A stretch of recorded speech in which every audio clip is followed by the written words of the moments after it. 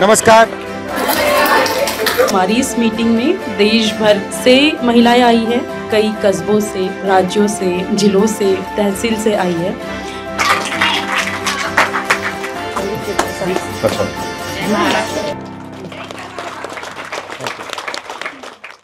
बहुत सारे लोग कर रहे हैं पॉलिटिक्स, कई सारी महिलाएं हैं भी ऑलरेडी, तो वाई अस? तो उस रेज का रियलाइजेशन कि हम पिछड़े हैं, हम सेकेंडरी हैं, हमारे पास सच में कुछ नहीं है, हमको धुतकारा गया है, हमको फेंका गया है, मारा गया है, काटा गया है, या कुछ भी नहीं किया गया, तो कम से कम चुप रहने को हमेशा कहा। और ये काटने का हथियार कौन सा है? पेट्रियार्की, नफरत, हिंसा। इसमें शर्म का क्या रोल है? शर्म is also a part of patriarchy, जहाँ पर हमें ट्रेनिंग दी गई है। How does it work? ये कैसे काम करता है? अगर किसी को ताकत देनी है तो किसी से ताकत छीननी पड़ेगी, और ताकत छीनने के लिए आपको कुछ सिखाना पड़ेगा। तो शर्म वो एक एलिमेंट है जो महिलाओं को, औरतों को सिखाया गया है इस बात के लिए कि तुम्हें ताकत क्यों प्रैक्टिस नहीं करनी है, क्योंकि तुम्हारा गहना तो शर्म है। और उस शर्म की वजह से आते हुए भी, जानते हुए भी, समझते हुए भी हमें लगता है ये हम कर नहीं सकते। मान लीजिए आप राजनीति में सफल हो गई और आप जो आपको राजनीति में चाहिए था हो गया, आप पावर स्ट्रक्चर में आ गई, शर्म गायब हो जाएगी? नहीं, शर्म गायब हो जाएगी। तो ट्रैप तो शर्म है कि जब हम अपने आप को मान लेंगे कि हम एकदम बराबर हैं, तब जब मैं मगर समाज तो नहीं मानेगा ना। समाज नहीं मानेगा, धीरे धीरे समाज मानता है, और धीरे धीरे उनके बीच में जाना, उठना, बैठना, उनसे बात करना, चीत करना, उनके दुख सुनने शामिल होना, उनको एक बहुत बड़ा संगठन बनाना। उस संगठन का नाम हमने रखा महिला शक्ति संगठन। आज धीरे धीरे भाई भी उसमें आ रहे हैं, उनको लगता है कि नहीं ये काम हो रहा है, तो इस तरह से तोड़ेंगे। आज पॉलिटिक्स में मेन लड़ाई किस बात की?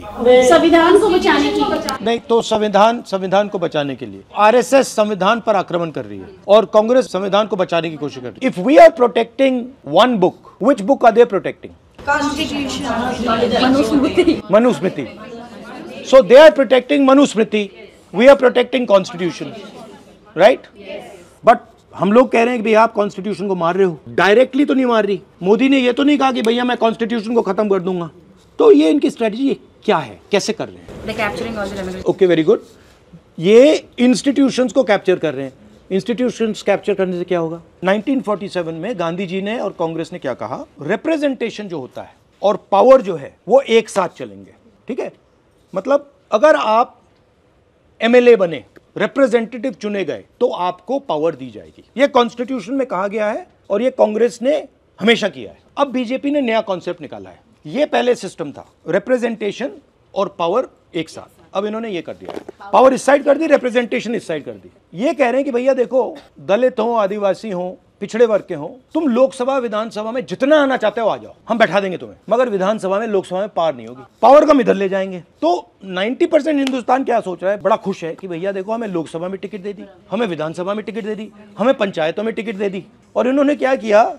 इन्होंने ये कर दिया, उसमें कुछ है ही नहीं, वो खोखला है। वो पार्लियामेंट से उन्होंने पूरी पावर निकाल दी। कहाँ डाल दी पावर? उन्होंने पार्लियामेंट से निकाल के इंस्टीट्यूशंस में डाल दी, ब्यूरोक्रेसी में डाल दी, अदानी अंबानी के हाथ डाल दी, सेबी में डाल दी।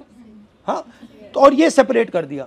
अब 90% इंडिया इसके लिए लड़ रहा है। उनको समझ नहीं आ रहा कि भैया यहाँ कुछ है ही नहीं। लोकसभा में जो एमपीज हैं, मैं उनसे बात करता हूँ, बीजेपी के एमपीज से, दलित, ओबीसी, आदिवासी एमपी से, मैं उनसे कहता हूँ भैया आप आ गए, मगर आपको कुछ मिला? कहते राहुल जी यहाँ पे तो हमारी बात नहीं सुनते, बैठा रखा है। कास्ट सेंसस का क्या लॉजिक है? अब कास्ट सेंसस से हम क्या करेंगे? हम पूरे देश को दिखा देंगे भैया इसमें कोई पार है ही नहीं, पार यहाँ है। और फिर 90% को पता लगेगा कि यार ये तो हमारा बेवकूफ बना दिया, इसमें तो पार है ही नहीं, पार उधर है, चलो उधर चलो। आपने मुझे पहले कहा कि देखिए हम पावर में पार्टिसिपेट करना चाहते, और आपने मुझे कहा कि देखिए हम रिप्रेजेंटेशन के थ्रू पावर में पार्टिसिपेट करना चाहते हैं। और मैं आपसे कह रहा हूं कि जितनी रिप्रेजेंटेशन लेनी है ले लो। कुछ नहीं मिलेगा। मैं मतलब लोकसभा में एमपी बैठा हूं, मतलब जब वो माइक ऑफ करना चाहते हैं ऑफ कर देते हैं, राइट? ये हिंदुस्तान की हिस्ट्री में पहली बार हुआ है। 1947 के बाद ये पहली बार हुआ है। 90% को हटा दिया, ब्यूरोक्रेसी में तो आपको हटा दिया, कॉर्पोरेट इंडिया में कोई नहीं है, जुडिशरी में कोई नहीं है, पावर सिस्टम में 9% 10% लोग चला रहे हैं, और 90% को इन्होंने कहा भैया तुम जाके रिप्रेजेंटेशन करो, और उसमें कुछ है ही नहीं। तो फिर पावर मिलेगा कैसे? कांग्रेस पार्टी का क्या लक्ष्य है? 50% रिजर्वेशन, जाति जनगणना, पब्लिक सेक्टर। अब हम क्या करने जा रहे हैं कि हम देश को बताना चाह रहे हैं कि देखिए ये रिप्रेजेंटेशन और ये जो पावर का स्ट्रक्चर है इन्होंने अलग कर दिया। अगले 10 साल 15 साल का काम ये है। फिर से पावर को विधानसभा में, लोकसभा में डालना है। तो इसमें आपका क्या रोल है? आपका रोल है कि क्लैरिटी से आप बोलें कि लड़ाई मनुस्मृति और संविधान के बीच में है, लड़ाई पावर और रिप्रेजेंटेशन को जोड़ने की है।